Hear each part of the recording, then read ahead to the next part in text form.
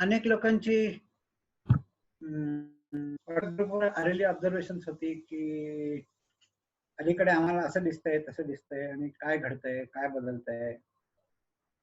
तर सगळ्यांचं असं म्हणणं आहे, असं मानणं आहे की अलीकडे काही काही गोष्टी खूप बदलत आहेत आणि क्लायमेट चेंज बद्दल सगळीकडे बोलणं चाललं आहे. ग्लोबल वॉर्मिंग हा दुसरा एक शब्द सगळ्यांच्या माहिती आहे आणि त्याच्याबद्दल खूप बोलत आहे. आणि यातले कुठलेच विषय खरं माझे नाहीत, म्हणजे मी कधी त्याचा अभ्यास केलेला नाही, कधी सिरियसली काही पाहिलेलं नाही. पण कट्ट्यामध्ये असा काही नसतो की तुम्ही अभ्यास करूनच बोलायचंय. फक्त एक असं आहे की जी गोष्ट आपल्याला माहित नाही ती माहिती असल्याचा आव आणून बोलू नये एवढं. त्यामुळे क्लायमेट चेंज वगैरे विषय हे काही माझ्या अभ्यासाचे विषय नाहीत, हे पहिल्यांदाच क्लिअर करतो. पण त्यामध्ये कुठल्या स्वरूपाचं, त्याच्यामध्ये जे सायन्स आहे ते काय टाईपचं सायन्स आहे, त्यात कुठली प्रिन्सिपल्स आहेत, हे खूप इंटरेस्टिंग आहे. एक महिन्याभरापूर्वी फेसबुक एक असं काय म्हणत त्याला संवाद झाला होता, चॅट झाला होता. त्याच्यामध्ये बीएनएचएस डायरेक्टर आहे, काय त्याचं नाव, दीपक आपटे.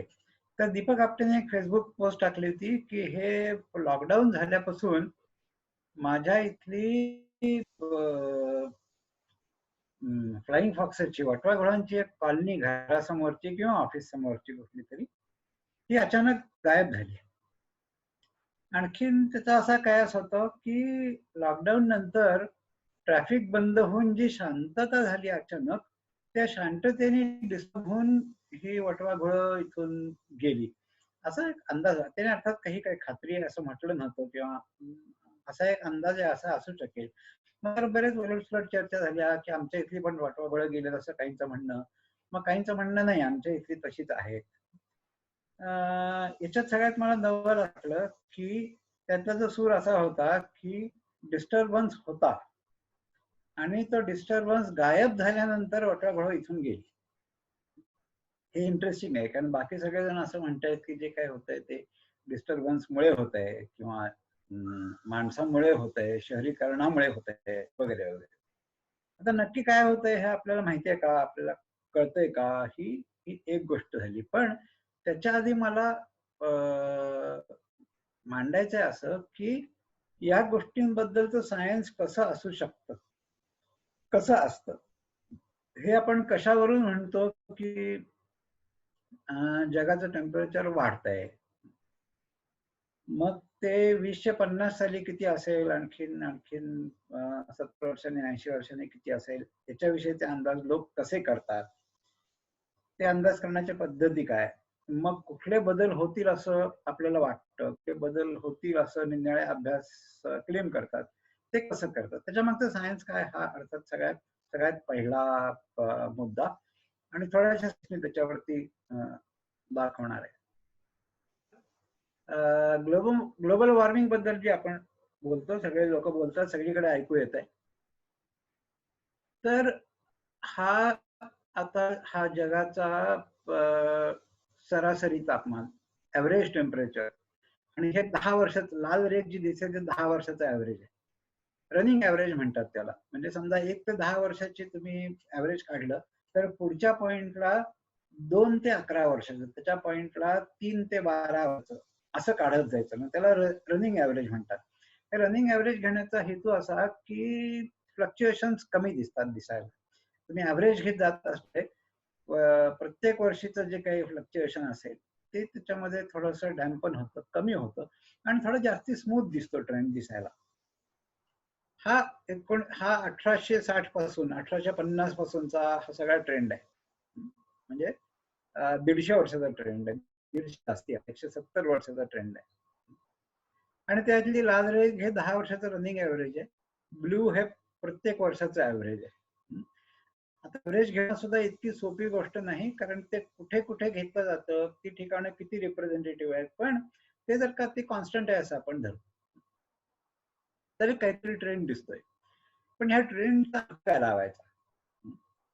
आता एक गोष्ट लोकांनी इथे केलेली आहे, हा ग्राफ मी ज्या की त्यांनी इथपासून म्हणजे 1980 पासून ते 2020 म्हणजे 40 वर्षाचा हा जो ट्रेंड आहे, या 40 वर्षाच्या ट्रेंडला एक लिनियर इक्वेशन लावलं आणि ते पुढे प्रोजेक्ट केलं. जी डॉटेड लाईन दिसते ते प्रोजेक्ट केलेलं आहे. आणि मग तो 2 डिग्रीनी टेम्परेचर वाढलेला असेल कधी, तर 2060 2070 मध्ये एकूण 2 डिग्रीने टेम्परेचर वाढलेलं असेल. पासून तर 1950 1990 पर्यंत, 1850 ते 1990, सॉरी 50 ते 1900 याचं जर का ऍव्हरेज घेतलं तर त्याच्या तुलनेत 2 डिग्री सेंटीग्रेडनी टेम्परेचर वाढलेलं असेल कधी, 2060 साली. आता किती वाढलंय, तर आता 1 डिग्रीने वाढलंय आणि गेल्या 20 वर्षामध्ये अर्ध्या डिग्रीने वाढले. हे एवढं आपण म्हणू शकतो. पण आता मला जर का प्रोजेक्ट करायचा असेल तर मी कसं प्रोजेक्ट करायचं, तर तिथे मला चॉईस आहे. मी त्या 40 वर्षाचं घेऊन प्रोजेक्ट केलं तर मला वेगळं उत्तर येतं. मी गेल्या 100 वर्षाचं घेऊन प्रोजेक्ट केलं तर मला वेगळं उत्तर येतं. हा जो मधला मी समजा 1950 मध्ये असतो आणि त्याच्या आधीच 30 वर्षाचं घेऊन मी जर का प्रोजेक्ट केलं असतं तर ते कुठल्या कुठे गेलं असतं, कारण त्या काळामध्येच मोठी वाढ झाली. 1910 ते 1940 दरम्यान या 30 वर्षामध्ये एकदम बरंच वाढलं. मग परत ते स्टेबल राहिलं बरंच काळ. मग 1980 नंतर परत वाढलं. म्हणजे मी नक्की कुठल्या पिरियडला इक्वेशन करायचं, आता लिनियर इक्वेशन वापरतोय आपण सगळीकडे, मी कुठल्या पिरियडला ते फिट करतो याच्यावरून माझं प्रोजेक्शन बदलतं. आणि मग एक प्रोजेक्शन असं म्हणतं की डिग्रीने वाढेल, दुसरं म्हणतं की 2 वाढेल, तर तिसरं म्हणतं की नाही आणखीन बरं 4 वगैरे वाढेल. हे सब्जेक्टिव्ह आहे. म्हणजे मी नक्की डेटा घ्यायचा, नक्की कुठे फिट करायचं, नक्की कुठल्या रेंजला फिट करायचं हे मी ठरवणार. कशावरून ठरवणार, तर त्याला हे काही नाही, हे बघून जिथे ते फिट करावं असं वाटतं तिथे मी फिट करणार. या सब्जेक्टिव्हिटीमुळे तुमची प्रोजेक्शन खूप बदलतात. आता हे फिटिंग बदललं. आता हे मी क्लायमेट चेंज बद्दल बोलत नाही, हे आमच्या एका 20 वर्षापूर्वीच्या जुन्या अभ्यासाबद्दल बोलतोय. तो अभ्यास कशाचा होता, तर आतापर्यंत किती अँटीबायोटिक डिस्कवर झालेत आणि अजून किती असतील, म्हणजे अजूनपर्यंत न सापडलेली अँटीबायोटिक्स किती आहेत याचा अंदाज ह्याच्यावरून करतोय. तर हे जे डॉट दिसत आहेत हा ऍक्च्युअल डेटा आहे. 1977 साली इतकी अँटीबायोटिक सापडलेली होती, 1990 मध्ये एवढी होती वगैरे वगैरे, आणि त्याला हा एक कर्व फिट केलाय विच इज नॉट बॅड. म्हणजे नुसतं एवढंच जर का असतं तर हे फिट ठीक म्हटलं असतं, पण आम्ही त्याच्यापेक्षा एक जास्ती चांगला फिट केलेला कर्व कडे जायचं ठरवलं. त्यासाठी त्या कर्वचे पॅरामीटर बदलले, इक्वेशन बदल, आणि आता हा जो नवीन फिट केला तो पहिल्यापेक्षा बराच चांगला आहे. आणि इथून इथे इम्प्रूव्हमेंट झाल्यानंतर त्याचा जो मूळ प्रश्न होता की आणखीन किती अँटीबायोटिक्स असतील, त्याची संख्या काही हजारावरून 1.5 लाखावर गेली. म्हणजे तुम्ही कसा फिट करायचा याची स्ट्रॅटेजी बदलली की तुमचं प्रोजेक्शन खूप मोठ्या प्रमाणावरती बदलू शकतं. महिन्यात उदाहरण आहे. आणि इथे बघा तुम्ही, हे सगळे पॉइंट्स आहेत बरं का. म्हणजे हे जे लाल रेग दिसते ऍक्च्युअली खूप पॉइंट्स आहेत त्या जागी दिसतात, हे सगळे ओव्हरलॅपिंग आहे. तर एवढ्या पॉइंट्सना स्ट्रेट लाईन फिट करू शकलो असतो, पण आमचं म्हणणं असं आहे की स्ट्रेट लाईन पेक्षा ऍक्च्युअली हा फ्लॅटन कर्व आहे. आणि flatten curve describe the relationship better than a straight line. आणि मग तुम्ही ह्या मॉडेल ऐवजी हे मॉडेल तर तुमचं सगळं प्रोजेक्शन बदलतं. की हे मॉडेल असं म्हणतं की याच्यानंतर ते वर जातच नाहीये, स्टेबल आहे. हे मॉडेल असं म्हणतं की नाही, ते वर जात राहील. आता स्टॅटिस्टिकली या दोन्ही मॉडेल फिटिंग मध्ये फरक आहे, आणि हे saturation model actually is better than straight line model. तो डिफरन्स किती आहे, डिफरन्स खूप थोडा आहे. आणि या थोड्याशा डिफरन्स वरनं तुमचा अंदाज खूप जास्ती बदलतो. फिटिंग स्वरूप हे असं असतं. म्हणजे आपण जेव्हा म्हणतो की मान्सून प्रोडिक्शनचा अंदाज चुकला, तर तो कितीने चुकला, तर 10% चुकला का 5% चुकला. आता गेल्या वर्षी तर 250% पाऊस पडला. तर कोणीही म्हटलं नव्हतं 250% पाऊस पडेल. सरासरी सरासरीपेक्षा 10% जास्ती पडेल असेच अंदाज होते. हे अंदाज एवढ्या मोठ्या प्रमाणात चुकतात याचं एक कारण असं की ट्रेंड बदलूही शकतो. तो ट्रेंड तसाच राहील असं नाही.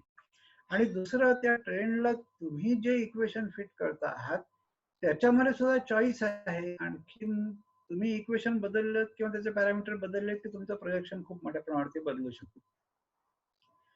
मग आता हे मी गेले काही दिवस 2-2.5 महिने दररोज जी संख्या येते ना की किती नवीन पॉझिटिव्ह निघाले, कोविड पॉझिटिव्ह निघाले, तर ते मी प्लॉट करतोय. मीच करताय असं नाही, हे खूप ठिकाणी ते येतही आहे. तर ब्लू जे आहे that is all India, green जे आहे ते महाराष्ट्राचं आहे. दोन्हीचे स्केल वेगळं का, ग्रीन हे सेकंडरी ऍक्सिसवर आहे. पण हे जर का तुम्ही पाहिलं तर असं दिसतं की तो ट्रेंड बदलत चाललाय. मध्ये इथे एक आभार असा गेला होता की number of cases was constant, this all number of new cases. तर ते कॉन्स्टंट होते आणि मला असं वाटलं की स्टॅबिलाइज झालं, आता ते सॅच्युरेट झालं, मग पुढे केव्हा तरी खाली येईल. तर काही नाही, अचानकपणे ते वाढायला पण लागलं. आणि मग इथपर्यंत जर लिनिअरली वाढलं, परत थोडंसं सांगल्यासारखं आहे, परत काल आणि आज परत जास्ती केसेस आहे. तर हा ट्रेंड बदलत राहतो आणि त्यामुळे तो कुठे आणि कसा फिट करायचा तुमचा चॉईस असतो. आणि मग वेगवेगळे अभ्यासक तो वेगळ्या प्रकारे फिट करतील तर त्यांचे अंदाज वेगळे येतील. म्हणजे फिट करण्याची मेथड खूप ठरलेली आहे बरं का, पण तरी सुद्धा मला कुठलं मॉडेल फिट करायचंय, आणखीन कुठल्या रेंजला फिट करायचं, चॉईस तुमचाच राहतो. बर, आता असं आपण म्हटलं की गेल्या 100 वर्षामध्ये 1 डिग्रीने टेम्परेचर ऍव्हरेज वाढलेलं आहे असं दिसतं. आता हा 1 डिग्री काय आहे, तर पुण्याचं आपण पाहिलं तर पुण्यात मिनिमम आणि मॅक्सिमम टेम्परेचर मध्ये साधारणपणे 17 ते 20 डिग्रीचा फरक असतो रोजच्या मिनिमम आणि मॅक्सिमम. याच्यात फक्त पावसाळ्यात फरक पडतो, पावसाळ्यामध्ये 5-7 डिग्रीचा फरक असतो, फार नसतो. पण उन्हाळ्यात आणि थंडीमध्ये सुद्धा जवळपास 20 डिग्रीचा फरक पुण्यामध्ये असतो. सगळ्या शहरांमध्ये एवढा फरक असत नाही, जास्ती कोरड्यामध्ये जास्ती फरक असतो. तर हा 20 डिग्रीचा फरक आपण रोजच्या रोज अनुभवतो. आणि ह्याच्या उलट आपण ग्लोबल टेम्परेचर कितीने वाढलं तर सरासरी 1 डिग्रीने वाढलं असं म्हणतोय. याचे कॉन्सिक्वेन्सेस काय, 20 डिग्री पुढे 1 डिग्री काहीच नाही असं म्हणायचं का, तर ते बघूया आपण पुढे. बर, हे झाली आपल्या रोजच्या रेंजची कंपॅरिझन. खाली दिसतं तर that is temperature history of earth, आणि ही 500 मिलियन म्हणजे 50 कोटी वर्षाची ही हिस्ट्री आहे. आणि त्याच्यामध्ये तुम्हाला असं दिसेल की फ्लक्च्युएशन्स ही 15 डिग्री आणि -5 डिग्री म्हणजे 20 डिग्रीची फ्लक्च्युएशन झालेली आहेत in the history of earth. आता ही खूप जुनी फ्लक्च्युएशन्स आहे. अलीकडचं जर का आपण घेतलं तर त्या अलीकडे म्हणजे गेल्या 10,000 वर्षामध्ये 10,000 वर्षामध्ये आम्हाला बरंच स्टेबल आहे असं जर आपण म्हटलं तर. स्टेबल आहे म्हणजे काय, तर ह्या 20 डिग्रीच्या तुलनेमध्ये हे स्टेबल दिसते. म्हणजे ऍव्हरेज हे 2-3 डिग्री ह्याच्यामध्ये फ्लक्च्युएट झाले, पण फ्लक्च्युएट झालंय, अजिबात झालं नाही असं नाही. मग ते थोडं मॅग्निफाय केलं आपल्याला असं दिसतं की ही हे 8 लाख वर्षाचं आहे. या 8 लाख वर्षामध्ये पिरियडिकली वॉर्म आणि आईस एज, हे हीट आणि परत आईस एज असे येत राहिलेले आहेत. आणि हे फ्लक्च्युएशन सुद्धा बरेच जास्ती आहे. हे फ्लक्च्युएशन सुद्धा 15 डिग्रीच्या घरामध्ये आहे, 12 डिग्री 15 डिग्री अशी ही फ्लक्च्युएशन्स आहेत. आणि या फ्लक्च्युएशनच्या याच्यामध्ये अगदी शेवटचा जो भाग आहे तो आजचा आहे. आता हे आणखीन आपण मॅग्निफाय केलं, हे 1500 वर्षाचा आहे आणि या 1500 वर्षामध्ये हा गेल्या काही शतकांचा किंवा गेल्या 100 वर्षाचा इतिहास हा इथे आहे. वर गेलेले डेफिनेटली दिसतंय, पण याच्यापूर्वी अनेक वर येऊन गेलंय. बघ आता माणूस कधी निर्माण झाला, हे हे 8 लाख वर्षाचा आहे. वरचा जो स्पॅन आहे तो 8 लाख वर्षाचा आहे. माणसाचे पूर्वज म्हणजे ऑस्ट्रेलोपिथेकस वगैरे जर का आपण सुरुवात केली तर तो 40 लाख वर्षाचा इतिहास आहे. होमोजिनस सुद्धा 2 लाख वर्षांपेक्षा आहे. म्हणजे आपल्या पूर्वजांच्या इतिहासामध्ये एवढी मोठी फ्लक्च्युएशन्स येऊन गेलेली आहेत. ती केवळ प्री आणि ज्युरासिक मध्येच आली असं नाही, तर माणसाच्या इतिहासामध्ये एवढी मोठी फ्लक्च्युएशन्स येऊन गेलेली आहेत. बाकीचे मॅमल्स आणि या सगळ्या गोष्टी होत्याच. हा, आणि हे सुद्धा एक आता आणखीन जास्ती मॅग्निफिकेशन. तर इथे तुम्हाला दिसेल की हे अशासाठी दाखवलं की 1000 years एडी, 1000 वर्षापूर्वी असाच एक वॉर्म अर्थ, हिटेड अर्थ अशी एक फेज येऊन गेली आणि आता आपण त्या फेजच्या कम्पॅरेबल आहोत, पण अजून तो ट्रेंड वाढतोय. म्हणजे आपण त्याच्या पुढे जाऊ ही शक्यता आहे, पण आता आपण जिथे आहोत ती फेज तेवढी वॉर्म ही 1000 वर्षापूर्वी एकदा येऊन पण गेलेली आहे. याचा अर्थ असा की आज जे टेम्परेचर बदललंय आतापर्यंत ते काही अभूतपूर्व नाहीये. एवढी फ्लक्च्युएशन त्याच्या आधी नजीकच्या काळात म्हणजे माणसाच्या हिस्ट्रीमध्ये येऊन गेलेली आहे. पण दोन गोष्टी आहेत. एक तर आता हा ट्रेंड कंटिन्यू होईल अशी शक्यता आहे, आणि तो कंटिन्यू जर का झाला तर या रेंजच्या बाहेर जाईल, ही एक गोष्ट.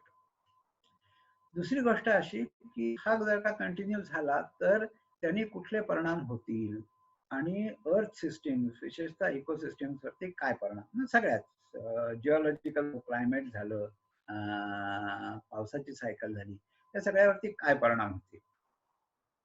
तर हे परिणाम कसे असतात यासाठी हाऊ सिस्टीम्स बिहेव आणि सिस्टीम स्टॅबिलिटी कशी असते.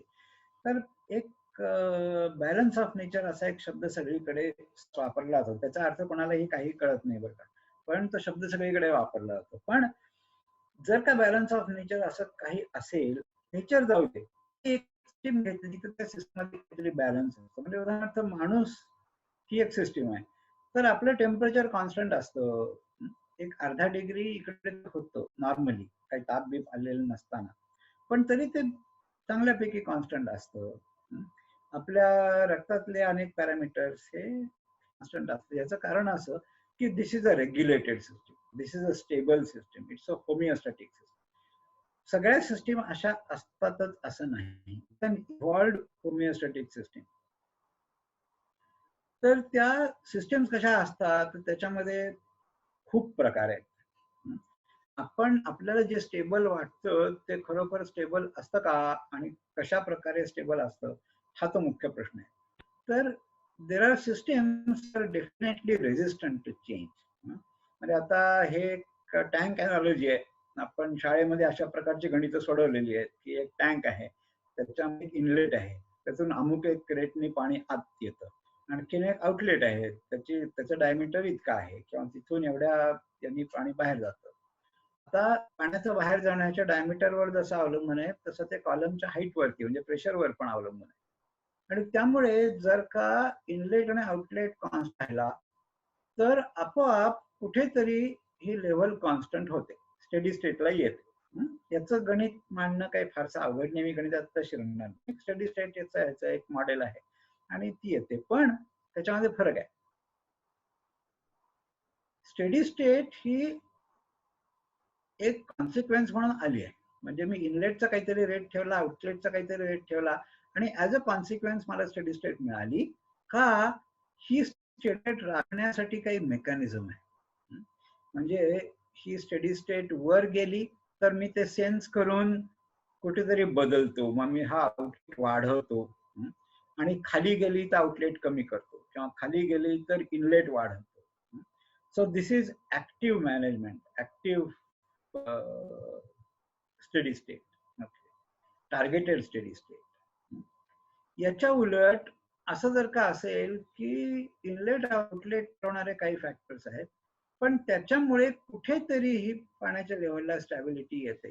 Right. So this is a consequential study state, this is not a target. आता टार्गेटेड स्टडी स्टेट्स या इव्हॉल्व्ड सिस्टीम मध्ये असतात. जसं warm blooded animals, temperature control, temperature regulation system. Ecosystem मध्ये अशा इकोसिस्टीम मध्ये सुद्धा स्टडी स्टेट खूप असतात, डोमेस्टिक लूप्स असतात, पण they are generally consequential, they are not targeted study states. आणि टार्गेटेड स्टडी स्टेट ही अशा प्रकारची ह्युमन टेम्परेचर रेग्युलेशन सारखी, त्याला जर का तुम्ही इनलेट आणि आउटफ्लोचा रेट बदललात तरी ती बदलत नाही. आणि जी कॉन्सिक्वेन्शियल स्टडी स्टेट आहे ते जर का तुम्ही इनलेट आणि आउटलेटचा कुठे डायमीटर वगैरे बदलला किंवा त्याचा फ्लो रेट बदलला तर कॉन्सिक्वेन्शियल स्टडी स्टेट मध्ये बदल होतात, बट ते प्रपोर्शनेट बदल होतात. म्हणजे मी इनलेट वाढवतो त्याच्यावरती ही किती वाढते लेवल ते ठरतं. मग हे एका स्टेबल पॉइंट विषयी बोलतोय. In reality you can have multiple stable point. ते इथं असं दाखवलंय की हा एक्स आहे आणि या सरफेस वरती तुम्ही काय गोट्या खेळता आहात, तर ती गोटी कुठे स्टेबल होईल, तर जिथे खळगा असेल तिथं स्टेबल होईल. काही स्टेबल होणार नाही कारण ती आयदर इकडे किंवा तिकडे घरंद आहे. पण ती ज्या खळग्यात स्टेबल होईल तो खळगा किती खोल आहे त्याच्यावरती तिची स्टॅबिलिटी अवलंबून आहे. So this is also stable point, पण जरा धक्का दिला तर ते आयदर इकडे किंवा तिकडे जाणार आहे. हे जास्ती स्टेबल आहे. त्याच्याहून आणखीन स्टेबल आहे कारण तुम्हाला खूप मोठा धक्का दिल्याशिवाय ते तिथून बाहेर पडणार नाही. तर याचा रेझिलियन्स वेगळा आहे. या स्टॅबिलिटीचा रेझिलियन्स खूप कमी आहे. रेझिलियन्स म्हणजे इन अ वे इलॅस्टिसिटी. जर तुम्ही ते डिस्टर्ब केलं तर ते परत ओरिजिनल स्टेटला येतात. तर ह्याचा रेझिलियन्स खूप कमी आहे या पॉइंटचा. ह्या पॉइंटचा रेझिलियन्स खूप जास्त आहे कारण तुम्ही खूप पुश केल्याखेरीज ती स्टॅबिलिटी नाही. तर आपल्याला असं दिसतं की रिअल लाईफ मध्ये काही सिस्टीम खूप रेझिलियंट असतात, काही रिझल्ट खूप रेझिलियंट असतात, काही नसतात. काही जरा धक्का दिले की गडगडतात आणि काही किती केलं तरी मूळ पदावर येतात. म्हणजे आपल्याला एक खूप चांगलं उदाहरण माहिती आहे 5 वर्षापूर्वीचं, 5-6 वर्षापूर्वीचं की 5 वर्ष बरोबर ते हे झालं, 1000च्या 500च्या नोटा रद्द झाल्या आणि ती नोटाबंदी झाल्यानंतर पुढले 6 महिने वर्षभर सुद्धा कॅशची सगळीकडे चणचण होती. त्याच्यानंतर लोक बोलायला लागले की नाही आता कॅशलेस इकॉनॉमीकडे गेलो पाहिजे. आणखी मग तेव्हा मग खूप गोष्टी आल्या सुद्धा, ते पेटीएम आलं, मग ते आलं, सगळ्या गोष्टी आल्या. त्याचा परिणाम अजिबात झाला नाही असं नाही, पण हे जे म्हणणं होतं की कॅशलेस इकॉनॉमीकडे आपण जाऊ तसं झालं नाही. जरा कॅश खेळायला लागल्यानंतर लोक 80-90% परत कॅश ट्रान्झॅक्शन कडेच वळले. तर this is because cash transactions a very high level of resilience. ते तुम्हाला इतक्या पटकन काढून टाकता येणार नाही.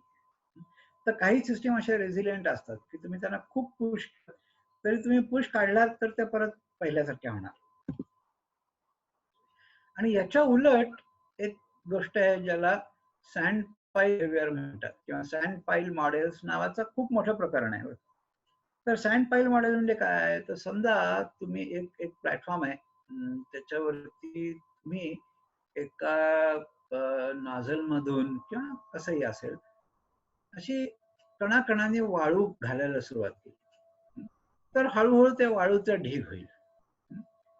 आणि मग पुढे आपली अपेक्षा अशी आहे की ह्या ढिगाचं एक साधारण एक स्टेडी स्टेट काहीतरी इक्विलिब्रियम पॉइंट येईल की मी वरून 2-4 कण टाकले तर 2-4 कण घरंगळतील आणि एकूण त्याच्यावरची माती, एकूण वाळू तशीच राहील. तर प्रत्यक्षात तसं होत नाही. प्रत्यक्षात असं होतं की तुम्ही एक कण टाकल्यानंतर काहीच होत नाही, 2 कण टाकल्यानंतर काहीच होत नाही, 4 कण टाकल्यानंतर काहीच होत नाही.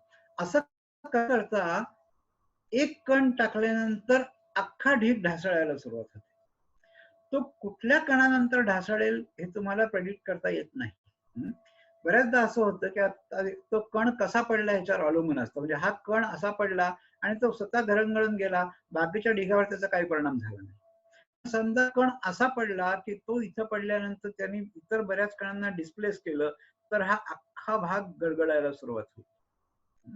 म्हणजे सगळं फिजिक्सचा नियम पाळून जरी असलं तरी कधी तो अव्हलांच होईल हे तुम्हाला प्रेडिक्ट करता येत नाही. याच्या खूप मॅथमॅटिकल मॉडेल्स आहेत. त्याला सँड पाईल मॉडेल्स म्हणतात. तर बरेचसे निसर्गातले किंवा कॉम्प्लेक्स सिस्टीम मधले बरेच बिहेवियर हे सँड पाईल मॉडेल सारखं असतं, की एखादा बदल साचत राहतो पण ते सिस्टीम मध्ये काही चेंज होते असं तुम्हाला वाटत नाही, आणि साचता साचता अचानक केव्हा तरी ते सगळं कोलॅप्स होतं. याचं एक खूप चांगलं उदाहरण म्हणजे बिहार, म्हणजे पूर्वीचा बिहार, आताचा झारखंड. तर तिथे गेली 100 वर्ष जमीन खाली दगडी कोळशामध्ये आग धुमसते. ती विझवण्याचा प्रयत्न करून ती पूर्णपणे कधीही विझवता आलेली नाही. 100 वर्ष ही आग आहे. आता जमिनी खालचे थर जळून जात असल्यामुळे हळूहळू ती जमीन खचते आणि हा बदल अगदी हळूहळू घडत असतो.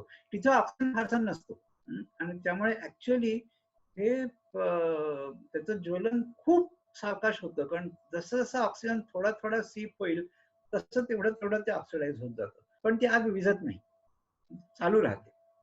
आणि त्यामुळे वर्षानुवर्ष गेल्यानंतर जमिनी खालचा एक भाग जळून पार झिजून गेलेला असतो, राख झालेली असते, आणि केव्हा तरी तो अख्खा थर कोलॅप्स होतो. मग केव्हा तरी एकदम मोठी अशी भगदाड, किंवा केव्हा तरी घराचा एक भाग खचलाय. हे सगळं एका रात्रीत झालेलं आहे बरं का. ह्या घराची सगळी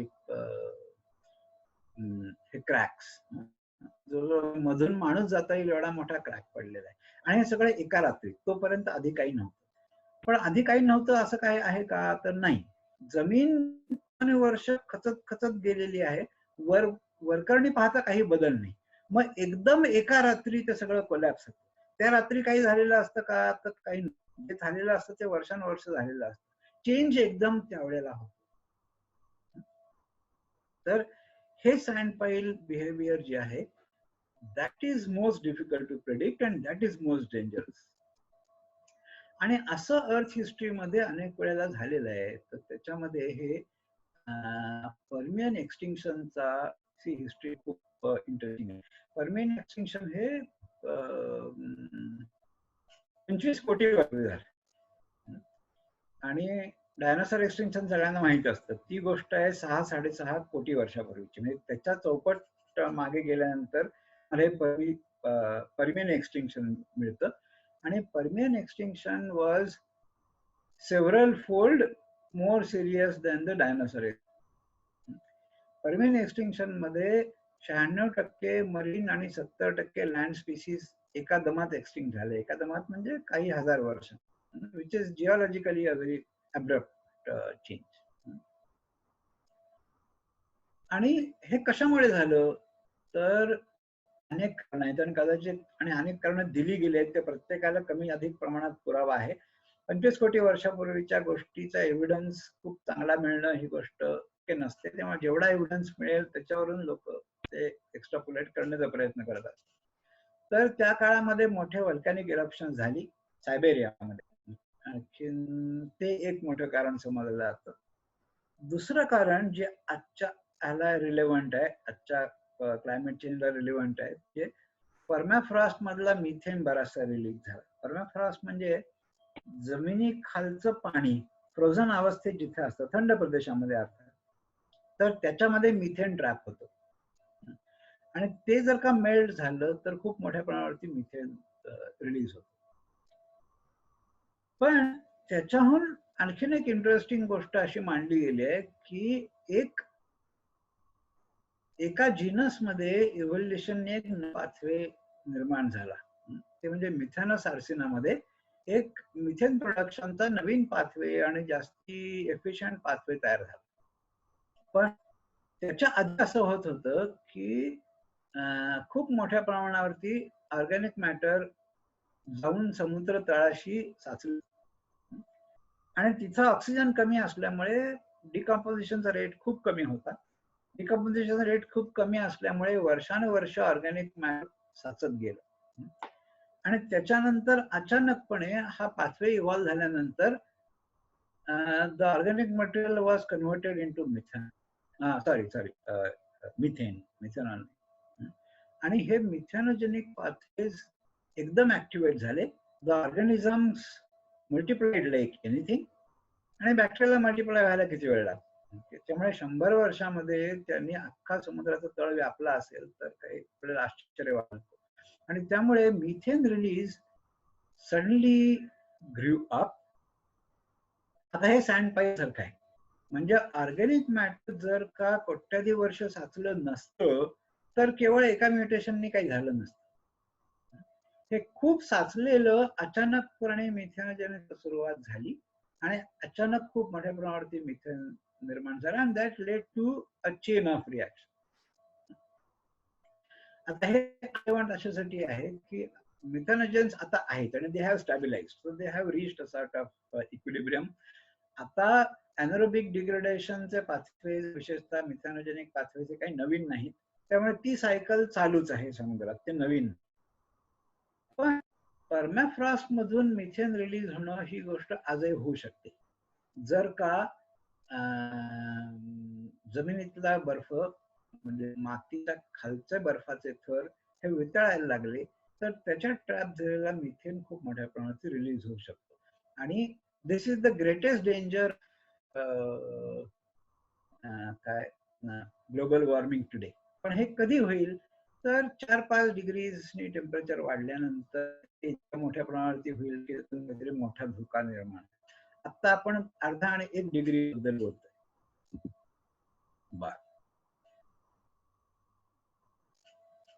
हे जसं एक टोक झालं की अचानक अव्हलांचला सुरुवात होते आणि तुम्हाला काही करता येत नाही.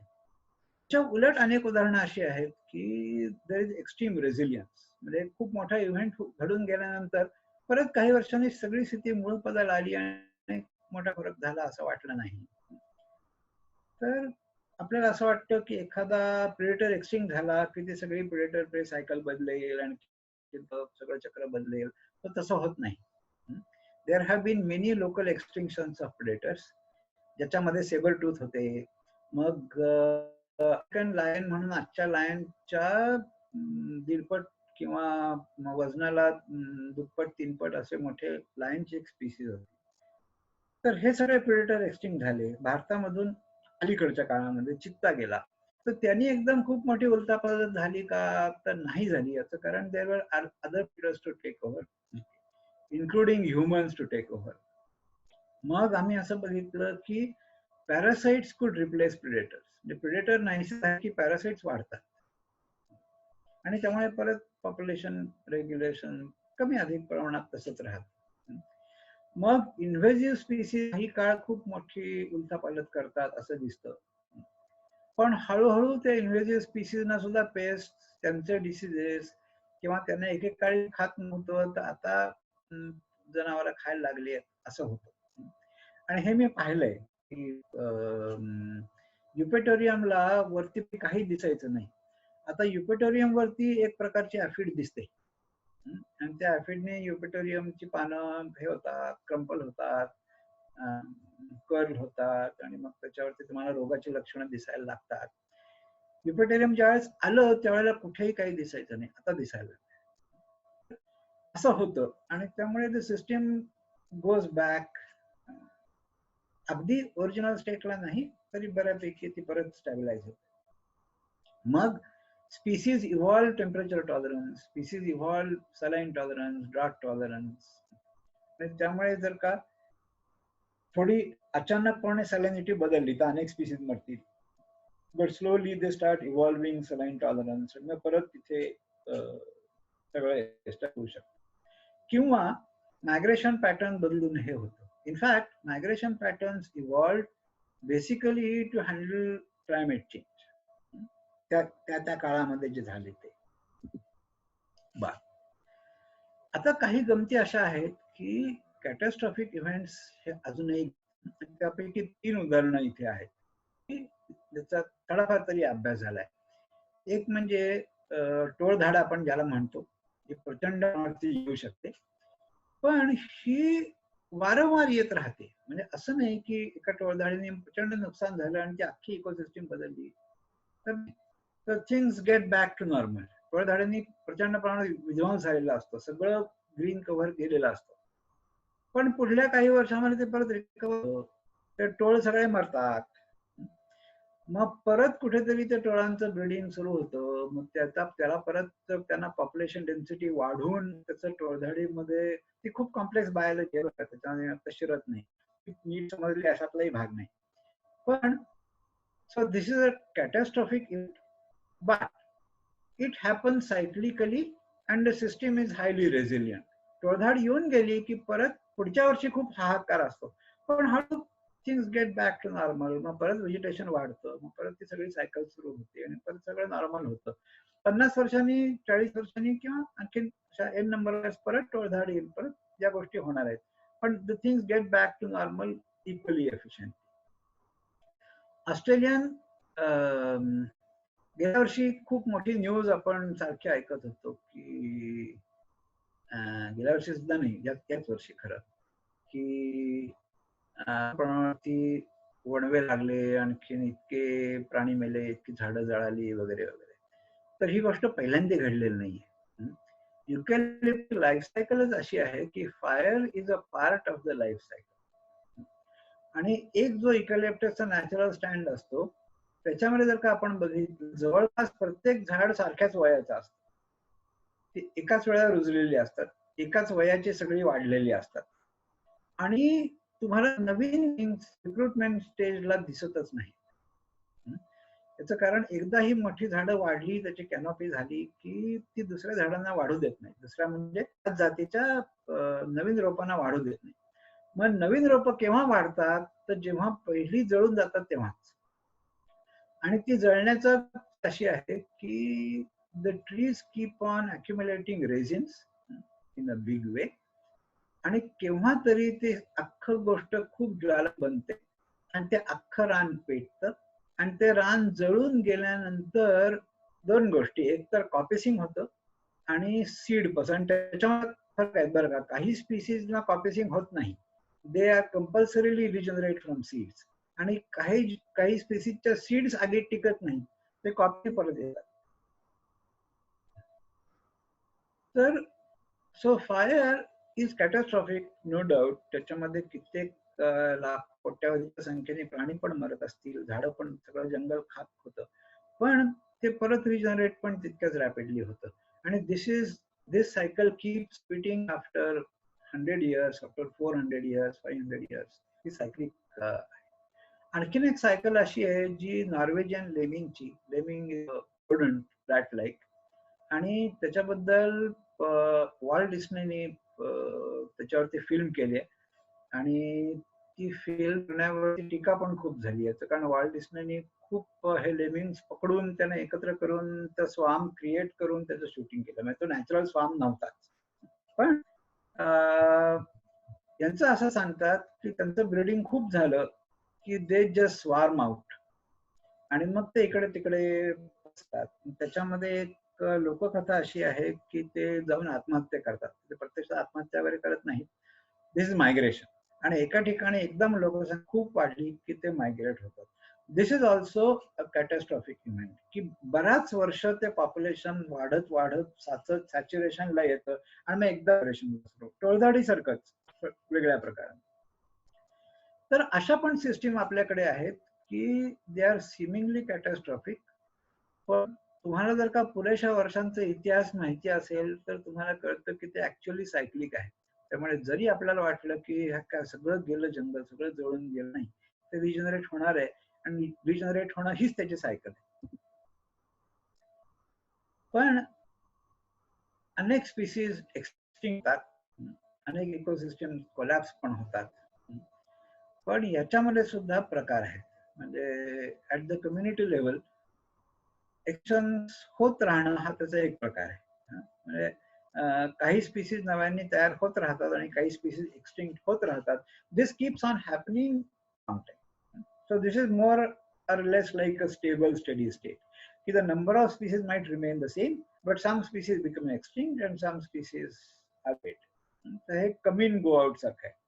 पण याच्या उलट कॅटॅस्ट्रॉफिक एक्सटिंक्शन पण आहे, जे आपण पाहिलं की ते एक्सटिंक्शन किंवा डायनासॉर एक्सटिंक्शन या गोष्टीही कॅटॅस्ट्रॉफिक एक्सटिंक्शन आहेत. तसं इंडिव्हिज्युअल लेव्हलला, स्पीसीज लेव्हलला सुद्धा दोन टाईपचे एक्सटिंक्शन आहेत. आता ग्रेट इंडियन बस्टर्ड एक्सटिंक्ट झालेलं नाही अजून, होऊ नये असा प्रयत्न चाललाय, पण त्याच्यामध्ये सक्सेस खूप कमी आहे अजूनपर्यंत तरी. म्हणजे वाघाच्या बाबतीत जसं झालं की तुम्ही एकदा ती डिक्लेअर केली आणि वाघाला संरक्षण दिल्यानंतर वाघांचं ब्रीडिंग बसतं, तसं मांडोकाच्या बाबतीमध्ये अजूनपर्यंत जमलेलं नाही. दिलं संरक्षण वगैरे सगळं मान्य आहे, परंतु the population is not getting back. तर असे काही स्पीसीज असतात की ज्या रेअरच असतात, हळूहळू त्यांचं पॉप्युलेशन कमी कमी होत ते केव्हा तरी एक्सटिंक्ट पण होतात. कारण अनेक असतील, प्रत्येकाचं कारण वेगळं असतं. आणि याच्या उलट तुम्हाला अशी एक्सटिंक्शन दिसतात की प्रचंड संख्येने पॉप्युलेशन आहे आणि अचानक कॅटॅस्ट्रॉफिक असं होतं आणि ते अख्खं पॉप्युलेशन जातं. पॅसेंजर पिजन या बाबतीत कॅटॅस्ट्रॉफ हा कम्प्लिटली मॅनमेड होता आणि माणसामुळेच तो पूर्णपणे एक्सटिंक्ट झाला. पण ही एखाद्या रोगामुळे पण होऊ शकते किंवा इतर काही कारणामुळे होऊ शकते की ते सडनली बिकम एक्सटिंक्ट. हा, विचारत आहे का? बर, आता या सगळ्या बॅकग्राऊंड मध्ये आता काय होणार आहे हे प्रेडिक्ट करू शकतो का? तर ते प्रेडिक्ट करण्याचे खूप लिमिटेशन्स आहेत. म्हणजे काही गोष्टी आपण नक्की म्हणू शकतो की उदाहरणार्थ मगाशी ग्राफ दाखवले तसं की गेल्या काही वर्षामध्ये टेम्परेचर सरासरी 0.5 ते 1 डिग्रीने वाढलेलं आहे, हे नक्कीच आहे. हे झाल्याने काय होईल तर स्नो मेल्टिंग होईल, ग्लेशियर रिसिडिंग होतील, ह्याच्याबद्दल साधारणपणे एक मत आहे. ची पुढची स्टेप आहे ते थोडंसं झालं तर ठीक आहे, आता सुद्धा थोडंसं होतच आहे, पण ते फार मोठ्या प्रमाणात झालं तर मिथेन रिलीज आणि दॅट वुड बी अ कॅटॅस्ट्रॉफिक. मग सी लेव्हल राईज होईल असं सगळेजण म्हणतात. प्रत्यक्षामध्ये जर पुण्याचं जर का मोजलं तर ती प्रत्यक्षात वाढताना दिसते का, तर असा पुरावा नाही. इंटरेस्टिंग गोष्ट म्हणजे पाऊस वाढेल. याचं कारण असं की टेम्परेचर वाढल्यानंतर एकीकडे कॅप्स पार्शली मेल्ट होत आहेत, सी लेव्हल वाढली असं जर का तुम्ही म्हणलात आणि टेम्परेचर वाढलंय म्हणजे मग वाढणार. इव्हॅपोरेशन वाढलं की एवढं वर गेलेलं पाणी केव्हा तरी खाली आलं पाहिजे ना, तर त्यामुळे रेनफॉल वाढणार. पण गंमत अशी की रेनफॉल पॅटर्न पण बदलेल, त्यामुळे तो कुठे वाढेल आणि कुठे नाही वाढणार हे तुम्हाला प्रेडिक्ट करता येतं का, तर नाही. तर एक शक्यता अशी आहे की भारतासारख्या देशात ऍक्च्युअली फायदा होईल, कारण रेनफॉल वाढेल कमी होण्याऐवजी. पण गॅरंटी नाही देता येत की वाढेलच अशी. बर, रेनफॉल वाढणं चांगलंच आहे असं पण गॅरंटी नाही. कारण असं की गेल्या वर्षी पाऊस खूप चांगला झाला, तसा भारतात खूप चांगला झाला आणि काही ठिकाणी पूर आले, नुकसान झालं, पण ओव्हरऑल चांगला पाऊस झाल्याचा बराच चांगला पाऊस. पण जसा भारतात चांगला पाऊस झाला तसाच आफ्रिकेत चांगला पाऊस झाला आणि त्या पावसाचा परिणाम टोळधाड ड्यू होती, पण पावसामुळे तिची इंटेन्सिटी जबरदस्त वाढली आणि ती टोळधाड अख्खी पाकिस्तान पर्यंत, भारताच्या बाउंड्री पर्यंत आली. भारतात पण शिरली सुदैवाने, फार पुढे फार नुकसान भारताचं झालं नाही, पाकिस्तानचं झालं. तर पाऊस पडले पण चांगले होतील असं प्रेडिक्ट करता येतं का, तर नाही. तर त्यामुळे काही काही गोष्टी होतील ह्याच्याबद्दल लोकांचं एकमत आहे आणि कॅटॅस्ट्रॉफिक असं म्हणता येईल. काही लोक नेहमी हे सप्रेस करत राहतात की नाही फारसं काही नाही, हो याच्या आधी पण खूपदा झालंय, आता काही नव्याने काय होणार आहे का. आणि ह्याच्या उलट काही लोक कायम भीती दाखवत राहतात की नाही ते असं होईल आणि तसं. मग एवढे पूर येतील आणि एवढं हे होईल आणि एवढं ते होईल. बर, यात सगळ्यात अवघड आणि सगळ्यात न कळल्या जर का कुठला असेल तर how ecology would be affected, याच्याबद्दल कुणीही काही छाती ठोकपणे सांगू शकत नाही. क्लायमेट बद्दल बोलतात, ओझोनचं काय होईल त्याच्याबद्दल बोलतात, सी लेव्हलचं काय होईल त्याच्याबद्दल बोलतात, पण इकॉलॉजी नक्की कशी अफेक्ट होईल याच्याबद्दल काही रिलायबल प्रिडिक्शन किंवा एकमत झाले लोकांचं असं दिसत नाही. याचं कारण मुळातच या गोष्टी अशा आपल्याला इतक्या कमी समजल्या जर काही सांगता येणार नाही. तर आता आपण ह्याच्याबद्दल काय करू शकतो, इकडे जर का परत आलं तर आपल्याला इतकं कमी समजलंय की आपण त्याच्यावर काय करू शकतो याचं उत्तर देणं खरंच अवघड आहे. एक गोष्ट म्हणलं नाही असं नाही की बा कार्बन एमिशन कमी करा, हे आपल्याला कमी करता येईल का, तर कदाचित कमी करता येईल, पण अजूनही याच्याबद्दलच वाद आहेत की जो चेंज होतोय तो माणसामुळे किती, इंडस्ट्रीमुळे किती, आणखी इतर गोष्टींमुळे किती, नॅचरल किती, मॅनमेड किती, काहीतरी बदल होतोय इथपर्यंतच एकमत आहे. बाकी नक्की काय होतंय माहित नाही. पण आता माणसाचा स्वभाव असा आहे की एकदा काहीतरी क्लायमेट बदलते असं म्हटल्यानंतर आपण प्रत्येक गोष्ट त्याच्याशीच रिलेट करण्याचा प्रयत्न करतो. मग आपल्याला मुंबईमध्ये फ्लेमिंगो वाढलेले दिसले तर ते पण क्लायमेट चेंजमुळेच, पुण्यामधून चिमण्या गायब झाल्यात तर ते पण क्लायमेट चेंजमुळेच असणार. जे काही आपल्याला दिसतं ते क्लायमेट चेंजशी रिलेट करण्याचा प्रयत्न करतो.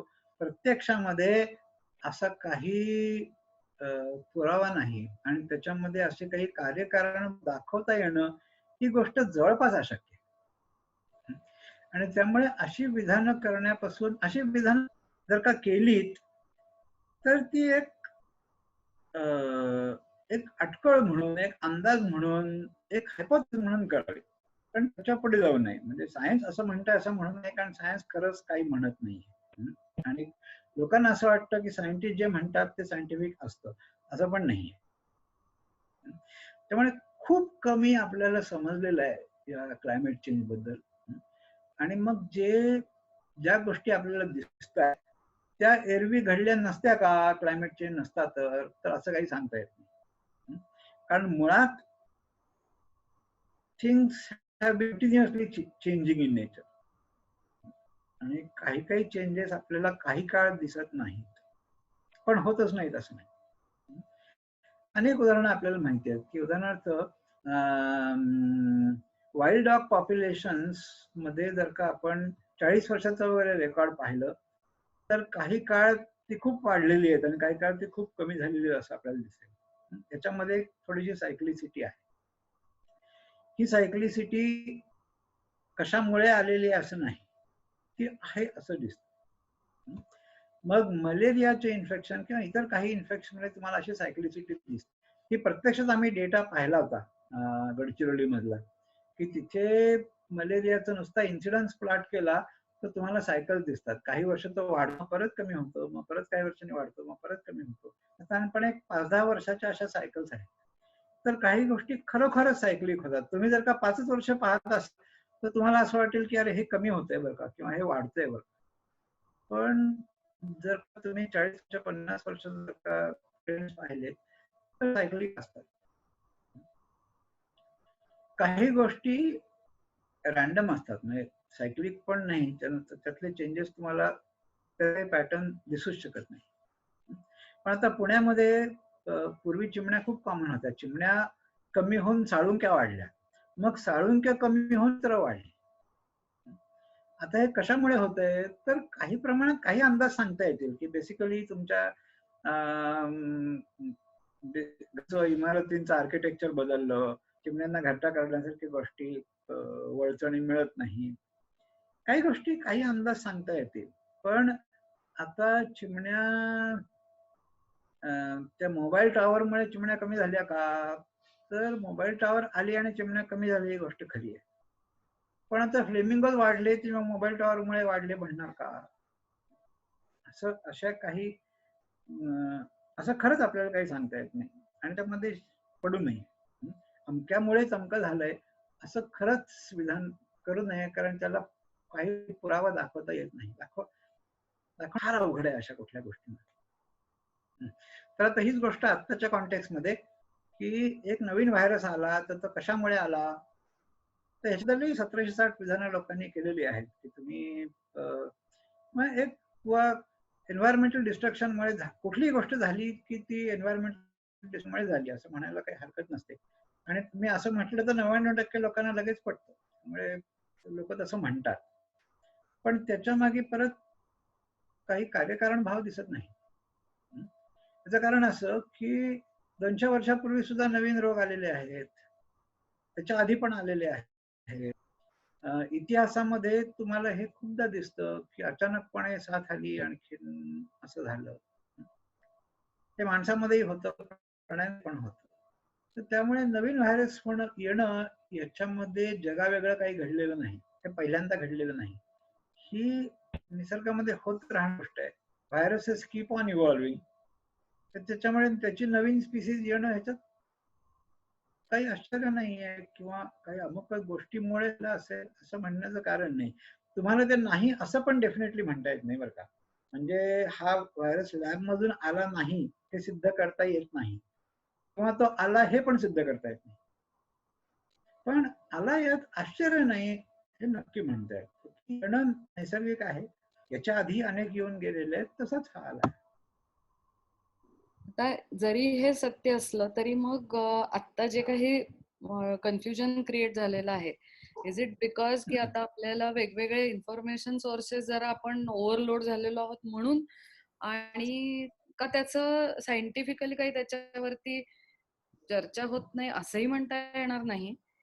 पण मग what is the way out? आता कन्फ्युज्ड स्टेट असंच म्हणता येईल. म्हणजे एकीकडे लॉकडाऊन एक्झिट मधल्या काय अचानकपणे आज आता फ्लाईट सुरू होणार असं पण डिक्लेअर झालं आणि नंबर वाढतोय.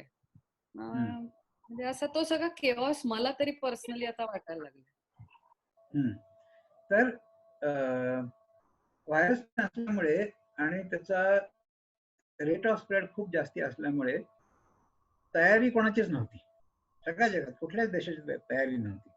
म्हणजे मोठ्या प्रमाणात आले तर हँडल कसे करायचे, ट्रीट कसं करायचं, तुमच्याकडे एवढे बेड्स आहेत का, क्वारंटाईन म्हणताय तुमच्याकडे एवढी क्वारंटाईन करण्याची व्यवस्था आहे का, ते काय पीपीके पर्सनल प्रोटेक्शन किट्स आहेत का, मास्क आहेत का, व्हेंटिलेटर्स आहेत, काहीही तयारी नव्हती. अशा वेळेला जर का खूप वेगाने ते वाढलं असतं तर ते परवडण्यासारखं नव्हतं. त्यामुळे लॉकडाऊनचा डेफिनेटली आवश्यकता होती सुरुवातीच्या काळात, की एक जेवढं तुम्हाला ते लांबणीवर टाकता येईल किंवा ती प्रोसेस स्लो करता येईल ती करा, आणि तोपर्यंत ही इन्फ्रास्ट्रक्चरल तयारी तसं केलंय. म्हणजे अनेक हॉस्पिटलनी आता बेडची संख्या दुप्पट केली किंवा काही वॉर्ड्स कन्व्हर्ट करून ते इन्फेक्शस वॉर्ड केले. आता हे सगळं केल्यानंतर आता आपली जास्ती तयारी येते झेलण्याची, जी 3 महिन्यापूर्वी अजिबात नव्हती. लॉकडाऊन फार काळपर्यंत चालवणं परवडणार नाहीये हे सुरुवातीपासून दिसत होतं. की किती काळ लागणार आहे कोणालाही सांगता आलं नसतं. तेव्हा मला असं वाटतं की त्या लॉकडाऊनमुळे एक ब्रीदिंग गॅप मिळाली, तयारी करायला वेळ मिळाला, लोकांना सांगायला वेळ मिळाला की हे काय आहे वगैरे. बरं, त्याच्यामध्ये मिस इन्फॉर्मेशन बरीच झाली, ही गोष्ट निराळी, पण किमान पक्षी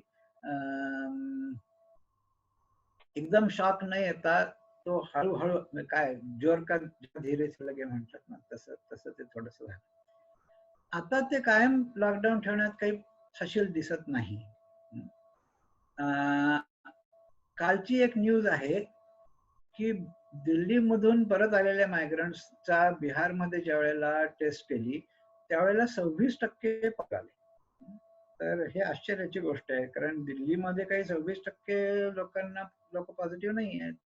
दिल्लीहून बाहेर पडलेले 26% पॉझिटिव्ह, हे आश्चर्याची गोष्ट. तर ती आश्चर्याची जरी असली तरी मी असं म्हणेन की इट इज गुड न्यूज, कारण हे जवळपास सगळे सिम्प्टमॅटिक आहे. आणि जर का एसिम्प्टमॅटिक केसेस एवढ्या मोठ्या संख्येने दिसत असतील तर इट्स अ गुड साईन. आणि गुड साईन अशी की the virus might be reducing its virulence. ही जुनी थिअरी आहे की की pathogens evolve to reduce their virulence. आणि ही थिअरी खूप नाईव आहे, ती सगळ्यांना लागू होत नाही. उदाहरणार्थ स्मॉलपॉक्सचा व्हिरुलन्स कधीही कमी झाला नाही, तो शेवटी एक्सटिंक्ट झाला, पण व्हिरुलन्स कधी कमी झाला नाही. सगळ्या पॅथोजनचा व्हिरुलन्स कमी होत नाही, पण साधारणपणे they evolve to reduce virulence. याचं कारण असं की there is natural selection for low virulence, विशेषतः रेस्पिरेटरी व्हायरसेसना. कारण असं की ज्याच्यामुळे माणूस जायबंदीच होतो आणि माणूस बेडरिडनच होतो, त्या व्हायरसला स्प्रेड होण्याचे चान्सेस त्याला कमी मिळतात. आणि जो व्हायरस आपल्या हाऊसला इकडे तिकडे हिंडू फिरू देतो, त्याला स्प्रेड होण्याचे चान्सेस जास्ती असतात. So natural selection would favour a virus which allows the host to move around. आणि त्यामुळे हळूहळू कमी व्हिरुलन्स साठी सिलेक्शन होत राहत. आणि व्हायरसेस इव्हॉल्व टू फास्ट. त्यांचं एका जनरेशन मध्ये कित्येक कॉपीज होतात आणि अशी कित्येक जनरेशन एका दिवसामध्ये होऊ शकतात. त्यामुळे व्हायरसेस इव्हॉल्व व्हेरी रॅपिडली. आणि जर का असा सिलेक्शन असेल की विच फेवर्स लो व्हिरुलंट स्ट्रेन्स, तर व्हिरुलन्स रॅपिडली कमी होते. आणि ही गोष्ट होणार. आणि ते होण्याचं मुख्य कारण असं की तुमची डिटेक्ट करण्याची एफिशियन्सी खूप कमी आहे. ती डिटेक्ट करण्याची एफिशियन्सी खूप असती आणि इन्फेक्ट झालेला प्रत्येकाला जर का तुम्ही क्वारंटाईन करत गेला असतात, तर व्हिरुलन्स कमी झाला नसता. आता असं होतंय की एसिम्प्टमॅटिक खूप आहेत आणि you cannot afford to test the entire population. So the asymptomatic cases on mixing with the population and spreading the virus, and they are most likely to be a low virulent strain, कारण त्याच्यामुळेच ते asymptomatic असतील. Asymptomatic असण्याची दोन कारणं असू शकतात. एक तर तुम्ही पार्शली रेझिस्टंट असाल किंवा तो व्हायरस कमी व्हिरुलंट असेल. हे दोन्ही अंशतः काम करतात असं जरी म्हटलं तरी on an average it gives a selective advantage to low virulent strain. आणि त्यामुळे त्याचा स्ट्रेन, त्याचा व्हिरुलन्स कमी होत जातो. आणि हे ऑलरेडी दिसायला लागलंय असं मला वाटतं. त्याचं कारण the proportion of asymptomatic cases is growing. आणि दुसरीकडे या एसिम्प्टोमॅटिक केसेस तुम्ही धरल्या तर मॉर्टॅलिटी रेट कमी होत दिसतो. मुळात भारतात तो कमीच आहे. भारतात 3% घरात आहे. पाकिस्तानात तो 2-2.5% आहे, भारतापेक्षाही कमी आहे. आफ्रिकेमध्ये खूप कमी आहे. तर एकीकडे मॉर्टॅलिटी रेट कमी होताना दिसतोय, दुसरीकडे एसिम्प्टोमॅटिक केसेस होताना दिसत आहेत. So this is a good sign. आणि त्यामुळे हे इन्फेक्शन पसरत राहील, ते पसरू द्यावं. पण within a few months you will find that the virus reduce substantially. कारण खूप लोक इन्फेक्ट झाले तरी ऍक्च्युअली त्रास होणारे आणि क्रिटिकल केअर लागणाऱ्या लोकांची संख्या कमी कमी होत जाईल. आणि तोपर्यंत क्रिटिकल केअर देण्याची फॅसिलिटी पण वाढलेली असेल. So you can handle epidemic comfortably. Infection होणार, काही लोक मरणार, हे टाळता येणार नाहीये. तुम्ही काही केलं तरी, किती लॉकडाऊन पाळलं तरी हे टाळता येणार. पण आता हळूहळू we will be comfortable in handling the whole thing. आणि हे कुठेतरी कळतंय सगळ्यांना असं मला वाटतं. पण त्याच्यामध्ये कुठेतरी ओव्हर रिॲक्शन असतात. म्हणजे आता कर्वेनगरमध्ये अजूनपर्यंत काही केसेस नव्हत्या आणि त्यामुळे इथे बऱ्यापैकी रिस्क पटकन झालं. पण आता काल परवा काही केसेस डिटेक्ट झाल्यात. मग आता इथं केसेस डिटेक्ट झाल्यात म्हणून परत सगळं बंद करणार का, अशी रिॲक्शन येऊ शकते की केसेस डिटेक्ट झाल्या आता बंद करा. त्याचं खरंच काही कारण नाही. केसेस येणार, त्या पसरणार. आज जिथे नाहीये तिथे पण पसरणार. पण हे करता करता हळूहळू त्याचं व्हिरुलन्स कमी होत होत त्याची न्यूसन्स व्हॅल्यू ही 0 अगदी होणार नाही, पण हँडलेबल नक्की होईल. आणि त्यामुळे परत कामाला लागायचंय, फक्त काही थोडी काळजी घेऊन करायचंय एवढं. हा, आता गंमत अशी आहे की याच्यामध्ये म्हणजे आता मी स्वतः पाहिलंय की बाहेर पडताना आम्ही मास्क का लावतो असं जर का विचारलं तर आजूबाजूच्या लोकांना विचित्र वाटू नये म्हणून तो उत्तर आहे, खरं उत्तर.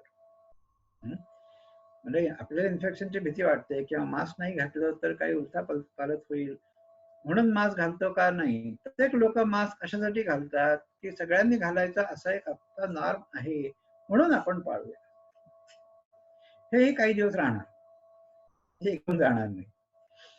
जस्ट रिअली रॅन्डम थॉट, तुम्ही जेव्हा म्हणलात की आफ्रिका, पाकिस्तान आणि भारतात मॉर्टॅलिटी रेट खूप कमी आहे, तर असं काही आहे का की जिथे जेनेटिक डायव्हर्सिटी जास्त आहे तिथे मॉर्टॅलिटी रेट्स कमी असतील? ही शक्यता पण नाकारता येत नाही. आतापर्यंत जेनेटिक डायव्हर्सिटी आणखीन पॉप्युलेशन ससेप्टेबिलिटी टू इन्फेक्शन याच्याबद्दल खूप बोललं गेलंय. आणि जिथे डायव्हर्सिटी जास्ती असेल तर ससेप्टेबिलिटी कमी होते असं पण म्हटलं गेलंय. तर हे विधान टोटली नवीन व्हायरसला लागू होणार नाही कदाचित, पण आपण ज्याला म्हणतोय तो खरंच 100% नवीन आहे का हा पण प्रश्न आहे. म्हणजे विशेषतः जी म्हातारी माणसं आहेत त्यांनी आपल्या आयुष्यामध्ये जास्ती व्हायरसचं सॅम्पलिंग केलंय आणि त्यांना टोटली नवीन व्हायरस ची गाठ पडणं अवघड. तरुण माणसाला बरेच व्हायरसेस टोटली नवीन असू शकते, त्याच्या आयुष्यात त्यांनी कधी पाहिले नसते. पण म्हाताऱ्या माणसाला ह्या व्हायरसची क्रॉस इम्युनिटी पण काही पूर्वी एक्सपिरियन्सेस असतील. त्यामुळे दोन्ही की मुळातली जेनेटिक डायव्हर्सिटी, वेगवेगळे इन्फेक्शन्सचा एक्सपिरियन्स, ज्या पॉप्युलेशन इन्फेक्शन होण्याचीच फ्रिक्वेन्सी जास्ती आहे, those populations might have better immunity. पण हे सगळे अन्य या कुठल्याच गोष्टीचा डेटा हातात नाही. आता हे जर का तुम्ही म्हणलात तर ते बरोबर आहे की भारतामध्ये मॉर्टॅलिटी रेट कमी आहे, पाकिस्तानमध्ये कमी आहे. मग एक कोणीतरी त्याच्या तुम्हाला एक आता विषय निघालाच आहे म्हणून सांगतो. माझ्याकडे एक पेपर आला होता रिव्ह्यूला, त्याच्यामध्ये त्यांनी असं दाखवलं होतं की याच्या आधी झालेली इन्फेक्शन्स, मला वाटतं त्यांनी आधीचं सार्स घेतलं होतं आणखीन ट्युबरक्युलोसिस का असं काहीतरी घेतलं होतं.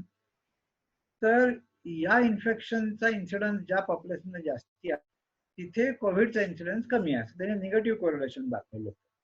तर गंमत अशी आहे की हे निगेटिव्ह कोरिलेशन त्यांनी 20 कंट्रीज मध्ये दाखवलं होतं. या 20 तुम्ही कुठल्या बेसिसवर निवडल्या? 20च का? एकूण काहीतरी 183 वगैरेचा डेटा आहे अवेलेबल, तर मग 20च का घेतल्या? तर लोक बऱ्याचदा आधीच कन्क्लुजन ठरवलेलं असतं आणि त्याला जेवढं अनुकूल आहे तेवढंच घेतात. तर असं जरी ऑब्झर्वेशन दिसलं तुम्हाला की जिथे जेनेटिक डायव्हर्सिटी आहे तिथे इन्फेक्शन रेट आत्ता कमी आहे, किंवा जिथे ओव्हरऑल हायजीन कमी आहे आणि ओव्हरऑल इन्फेक्शनचा प्रमाण जास्ती आहे त्या ठिकाणी कोविडचं कमी आहे, तरी translating this into definite causal inference is very difficult. Sir, mortality रेटवर त्याचा काही म्हणजे मॉर्टॅलिटी रेटच्या दृष्टीने त्याच्याशी काही संबंध आहे का? इन्फेक्शनचा रेट माहिती नाही, काही म्हणजे that might depend on many other factors. किंवा हे तुम्ही जे म्हणला जिथे व्हिरुलन्स कमी होत जाणार व्हायरसचा, so the populations in which genetic diversity is hi, the rate of evolution of less virulence might speed up. नाही, मला असं वाटतं की व्हायरसच्या व्हिरुलन्स सिम्युलेशनचा टर्मशी काही संबंध नाहीये. That depends on the transmission dynamics.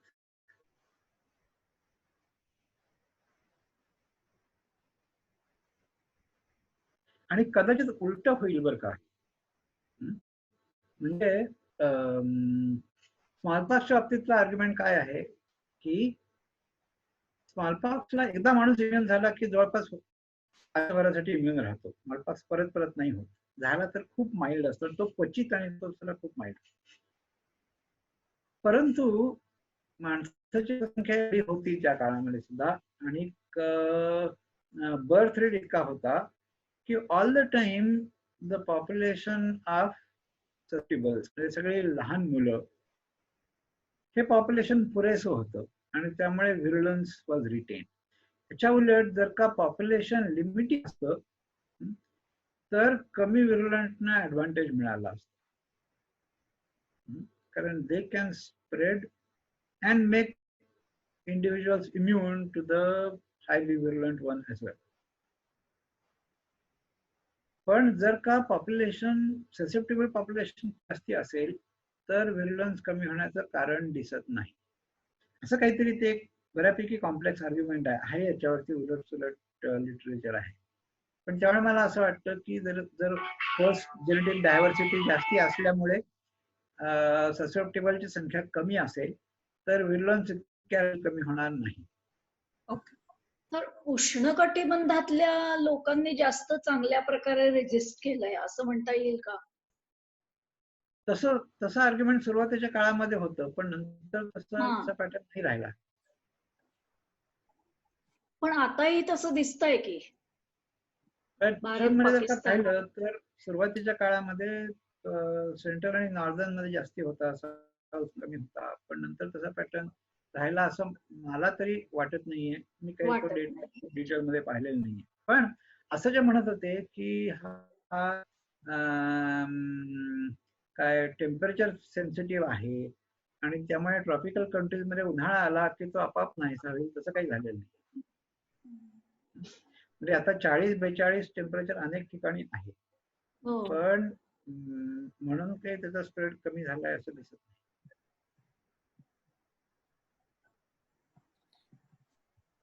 आणि साधी गोष्ट आहे की मी जसं इव्होल्युशन बद्दल म्हटलं, जसं इव्होल्युशन फॉर व्हिरुलन्स तसं टेम्परेचर टॉलरन्स सुद्धा इव्हॉल्व्ह होणार ना. बरोबर. जानेवारीतला व्हायरस त्याच्यामध्ये बऱ्यापैकी फरक पडलेला असू शकेल. It doesn't have to have the same characteristic. Sir असं म्हणता येईल का की आपल्या इथे फक्त सिव्हिअर केसेसच रिपोर्ट केल्या गेल्यात आणि त्यामुळे ज्या त्या मानाने फार सिव्हिअर केसेस नव्हत्या त्यांना चान्स मिळाला स्प्रेड होण्याचा? त्यामुळे काय? त्यामुळे लेस व्हिरुलंट जी काय व्हरायटी आहे त्याला जास्त चान्स मिळाला. हो तेच आर्ग्युमेंट आहे की तुम्ही हे क्वारंटाईन कडक केलं आणि सिव्हिअर केसची जवळपास 100% क्वारंटाईनला जाते. एसिम्प्टोमॅटिक केसेस डिटेक्ट पण होत नाहीत सगळ्या आणि त्यामुळे तिथून तो स्प्रेड होत राहतो. That is the main reason why virulence good. आणि ह्याच्या उलट तुम्ही प्रत्येक केस जर का क्वारंटाईन करत गेला, डिटेक्ट करत आणि क्वारंटाईन करत गेला असतात तर व्हिरुलन्स इतक्या रॅपिडली कमी नसता झाला. म्हणजे actually the labs is helpful.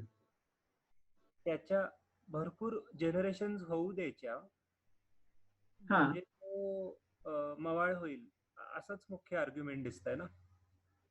नाही, त्या जनरेशन्स होताना there should be selective advantage to low virulence. बर, जर सिलेक्शन नसेल तर काहीच फरक पडणार नाही ना. आपला आर्ग्युमेंट असं आहे की जो कमी व्हिरुलंट आहे तो आपल्या होस्टला 4 चौघात मिसळण्याची परवानगी देतो. जो जास्त व्हेरुलंट आहे तो त्याला अंतराळ पाडतो, आणखीन त्याला मिसळू देत नाही. हा फरक आहे आणि त्यामुळे ते ऍडव्हान्टेज मिळतं. आणि त्यामुळे जनरेशन झाल्या नाही, त्या दोघांच्या ट्रान्समिशन डायनामिक्स मध्ये फरक पडला पाहिजे. सो तो नॉन व्हेरिलंट जो आहे तो फोफावला पाहिजे भरपूर. हा, आणि जो व्हेरिलंट म्हणजे आपोआपच तो लोकांना इम्युन करेल, म्हणजे आपोआपच ते व्हॅक्सिन केल्यासारखंच होईल. सो उलट जे देश खूप टेस्टिंग करतायत, खूप क्वारंटाईन करतायत, खूप काळजी घेत आहेत, ते फक्त डिले करतायत प्रॉब्लेम. हो,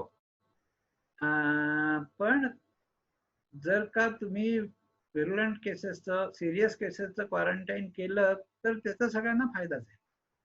म्हणजे क्वारंटाईन करणं चूक नाहीये. आता ऍक्च्युली ज्या पद्धतीने चाललंय ना ते खूप योग्य चाललंय. आता ह्याच्यामध्ये एक गोष्टी काय माहितीये का, की व्हेरुलन्स मोजायला सोपा नाही.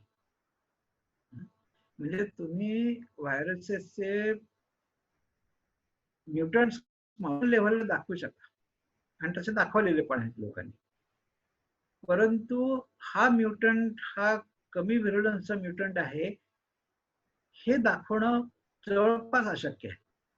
म्हणजे तुम्ही त्याच्या क्लिनिकल हिस्ट्रीवरनं काही इन्फर केलं तरच. तुम्हाला मॉलिक्युलर लेव्हलला किंवा एक्सपेरिमेंटल लेव्हलला असं दाखवता येणार नाहीये की हा स्ट्रेन खरोखरच कमी व्हेरुलंट आहे, किंवा तो दाखवण्यासाठी जेवढं एक्सपेरिमेंटेशन करावं लागेल तेवढं करणं किंवा त्या दिशेने रिसर्च करण्याची आता कोणाची तयारी पण नाहीये. असिम्प्टमॅटिक केसेस मधले जर टेस्ट केले तर ते हे झालेले जरा कमी निष्प्रभ झालेलेच दिसून येतील ना. पण ते निष्प्रभ झालेले ते दिसून म्हणजे दाखवणार कसं, ते काही टेस्ट नाहीये ना. असिम्प्टमॅटिक असणं हीच टेस्ट, म्हणजे हेच का असं नाही सर. हा, तर त्याच्यामध्ये आर्ग्युमेंट असं आहे की ते असिम्प्टोमॅटिक का आहे, तर तो होस्ट इम्युन आहे म्हणून किंवा पार्शियली रेझिस्टंट आहे म्हणून कुठे काय फरक पडलाय, असंही एक आर्ग्युमेंट आहे. त्यामुळे ही गोष्ट प्रत्यक्षात दाखवणं अवघड आहे.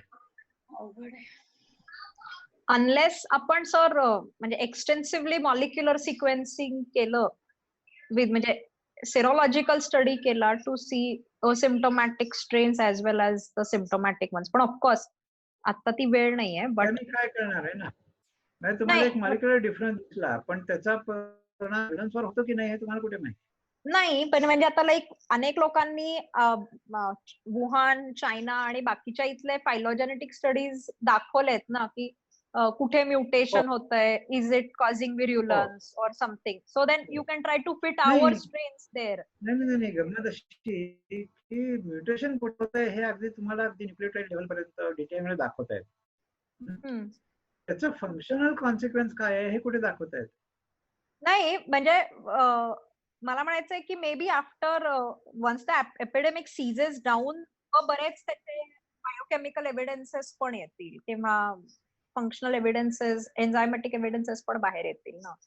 सो हा, तर तशा दृष्टिकोनातून अभ्यास केला तर ना, आता काय आहे की आता अँटीबॉडीज मिळवायच्या किंवा व्हॅक्सिन बनवायचं एवढा एकच उद्देश आहे, बाकी काही नाही. फार सिक्वेन्सिंग करायचं, याच्या पलीकडे काही चालूच नाहीये. म्हणजे अनेक प्रकारचे बायसेस असतात सायन्समध्ये, त्यापैकी एक एव्हिडन्स बायस म्हणून आहे. म्हणजे त्याला मीच नाव दिलंय, प्रत्यक्षात असं काही शब्द आहे की नाही मला माहित नाही. एव्हिडन्स बायस याचा अर्थ असा की ज्या गोष्टी दाखवायला सोप्या आहेत त्या करण्याकडे लोकांचा कल असतो. मग एखादा हायपोथेसिस प्रत्यक्षात खूप असूनही ते टेस्ट करायला अवघड असेल तर त्याच्याबद्दल लोक बोलत पण नाही, ते तपासणी तर आणखीनच दूर. तर व्हेरुलन्स आहे की तो दाखवणं, मोजणं अवघड असल्यामुळे त्याच्यावरती रिसर्च करायला कोणी जातच नाही. पण सर या व्हायरसच्या केसमध्ये actually virulence is not from the virus, it's about how we react to the virus. Isn't that the case? नाही, आता काही काही हे असेल, उदाहरणार्थ मिक्झोमॅटोसिस मध्ये लोकांनी क्लिअरली दाखवलंय की रेफरन्स कमी झाला. आणि हे तुम्ही एक्सपेरिमेंटल इन्फेक्शननी दाखवू शकता. आता मिक्झोमॅटोसिसच्या केसमध्ये सरळ सरळ अॅनिमल मॉडेल खूप एस्टॅब्लिश होतं, त्यामुळे तिथे व्हिरुलन्स मेजर करणं सोपं होतं. ह्युमन व्हायरसेस मध्ये ही गोष्ट खरंच अवघड आहे. सर पण एक तो स्टडी असं पण सांगतोय की म्युटेशन कुठले कुठले झाले आणि आता एका म्युटेशन मध्ये स्पाइक प्रोटीन मध्ये बदल झाला आणि म्हणून त्याला ह्युमन एंट्री सोपी झाली असं जे म्हणतात, तर त्याच्याचा काही एक आधार घेऊन तो लेस व्हायरुलंट होतोय का असं नाही समजू शकणार का त्याच जिनोम सिक्वेन्सिंग मधून? साधारणपणे जिनोम सिक्वेन्सिंग मधून फंक्शनल काहीही कळत नाही. काही गोष्टी इनडायरेक्टली असोसिएशननी कोरिलेशननी कळू शकतात जर तुमच्याकडे तसा डेटा भरपूर असेल तर. म्हणजे तुमच्याकडे फिनोटायपिक पण डेटा आहे आणि सिक्वेन्स पण आहे. अशा जर का तुमच्याकडे पुरेशा व्हरायटीजवर डेटा असेल तर तुम्ही सिक्वेन्सचा फिनोटाइपशी लागू शकता. नाहीतर सिक्वेन्स मधून फंक्शनल इन्फॉर्मेशन मिळते का, तर डायरेक्टली 0 मिळते. इनडायरेक्टली असोसिएशनच्या थ्रू काही मिळवण्याचा प्रयत्न केला तर, पण त्यासाठी लागणारा जो डेटाबेस आहे तेवढा असायला पाहिजे. पण मग या लेस व्हायरुलंट स्ट्रेनवर अशा पद्धतीने कोणी काम नाही करत आहे मग? तो पोटेन्शियल लसच होतो ऑलमोस्ट आपण म्हणतोय, तर तशी स्ट्रॅटेजी कोणी वापरायचं बघत नाहीये. नाही, त्याचं कारण काय माहितीये का, की रिसर्च करणाऱ्यांची मेंटॅलिटी खूप वेगळी असते. वेगळी म्हणजे इतर माणसांसारखीच असते. They are looking for quick success. आणि सक्सेसचा अर्थ काय, तर तुमचं पेटंट होणं किंवा पेपर पब्लिश होणं किंवा अशी काहीतरी अचिव्हमेंट होणं, दिस इज सक्सेस. प्रत्यक्षात तुम्हाला इन्साइट मिळाले की नाही याच्यावरती फारसा काही सक्सेस अवलंबून नसतो. सर पण आता जे नाही वॅक्सिन ट्रायल जी अमेरिका करता, it is more or less they are trying to lessen the virulence and then inactivate it, use it as an RNA vaccine. That's what they are trying to do, right? आता inactivated vaccine हे वॅक्सिनेशनचे एक जुनी म्हणजे more or less they are doing the same thing, right? की that's the method, that's how it is done. हा, so more or less they R targeting the same thing. Sir इथे chat मध्ये तुमच्याकडे 2 प्रश्न आहेत, तुमच्याकडे वेळ असेल तर बघा. Regarding climate change, the current attitude blaming humans for everything and climate change activities are asking human, how dare you? But in the past data you presented, we see that temperature rose 1,000 years as well. Do you think that to an extent the data absolves human interference causing climate change? म्हणजे याच्यापूर्वी पण temperature changes झालेले आहेत, याचा अर्थ माणसामुळे होऊ शकत नाही असं नाही काढताय. त्या उलट्या टोकाला पण जाण्याचं कारण नाही. तेव्हा आत्ता जे होतंय त्याच्यामध्ये माणसाचा रोल 100% आहे का असं नाही सांगता येत, पण काही टक्के नक्की असणार आहे. म्हणजे उदाहरणार्थ आता आपले कोळसा जाळणं किंवा पेटवणं हे मोठ्या प्रमाणावरती सुरू आहे, त्याच्यामधून अनेक गॅसेस जनरेट होत आहेत, इज नोन. पण ही गोष्ट सांगणं फार अवघड आहे की ऍक्च्युअली आत्ताच्या टेम्परेचर मध्ये त्याचा वाटा किती टक्के आहे, किंवा जर का आपण पेट्रोल वापरत नसतो किंवा दगडी कोळसा वापरत नसतो तर हा टेम्परेचर थांबवता आला असता का, या प्रश्नाचं उत्तर देणं फार अवघड आहे.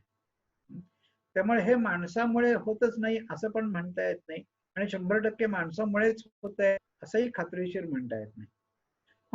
तर मगाच्या ह्याच्यावरती आपण जेनेटिक डायव्हर्सिटीवर बोलत होतो, तर ज्ञानदा म्हणते की in Korea and Taiwan less genetic diversity but low rate of infection and mortality. तर अशी एक टेंडन्सी असते की, आणि ही टेंडन्सी चुकीची नाहीये, की आपण माहिती असेल पटकन शोधतो आणि त्याच्यामध्ये आपल्याला दिसतं की अरे हे असं आहे ते तसं आहे, तर दिस इज ओके. पण इथून मग आपण ग्लोबल डेटाकडे गेलो पाहिजे आणि अक्रॉस ऑल कंट्रीज काय दिसतं ते पाहिलं पाहिजे. आणि हे जेव्हा आपण क्वांटिटेटिव्ह काही असोसिएशन पाहू तेव्हाच आपल्याला म्हणता येईल की खरोखर असोसिएशन आहे किंवा नाहीये. नाहीतर ह्युमन टेंडन्सी अशी असते की वी डू चेरी पिकिंग. आपल्याला आपल्या आर्ग्युमेंटची डायरेक्टली रिलेटेड गोष्टीच फक्त आपण पाहतो आणि तेवढ्यावरतीच विधान करण्याचा प्रयत्न करतो. याचं एक खूप वाईट उदाहरण मी त्याच्यावर खूप डिबेट झाली आहे ते म्हणजे ते ॲन्सेल कीच लिपिड हायपोथेसिस किंवा तर असं सिलेक्टिव्हली पाहणं ही एक स्टेप म्हणून ठीक आहे पण त्याच्यावरून कन्क्लुजन काढू नये. पण you can generate a hypothesis through such observations and you have to go to global data, look at all countries and see whether it works. Correct. I had one more follow-up question, sir. They are saying this in India are not जो आहे की एक माणूस किती लोकांना infect करतो हे अजूनही त्यांना करता आलेलं नाही. ते जरा अजून थोडं उलगडून सांगता का की ऍक्च्युअली काय करता आलेलं नाही? एक माणूस म्हणजे एक व्यक्ती इन्फेक्ट झालेली किती लोकांना इन्फेक्ट करते हे जे बेसिक कोरिलेशन आहे हे त्यांना अजूनही ते सांगत नाहीत की किती जण इन्फेक्ट होऊ शकतात, 3 किंवा 5 का अनेक का 100 का सुपर स्प्रेडर. सो हे how is this R naught concept जे ते म्हणतात R0 की एका किती जणांना ते जरा अजून उलगडून सांगता का की how to understand that concept?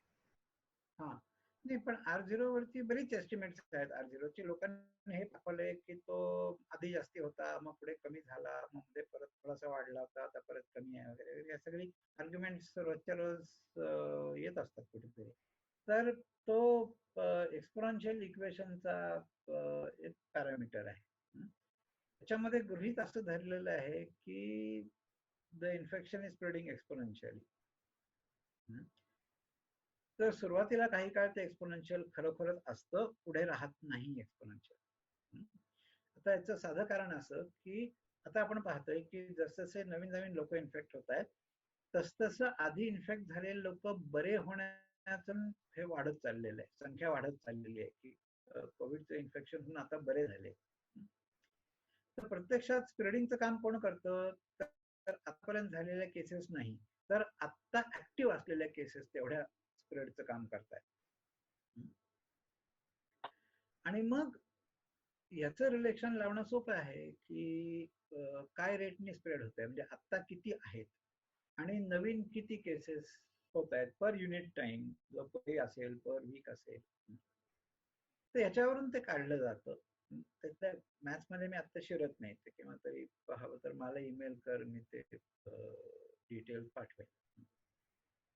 पण त्यात अवघड काही नाहीये आणि काय त्याच्यात गोंधळाची काही परिस्थिती नाहीये. भारतामध्ये काय रेटनी काय डायनामिक्स आहे ते लोकांनी व्यवस्थित त्याला कर्व फिटिंग केलंय, सगळे पॅरामीटर एस्टिमेट केले, सगळं झालं.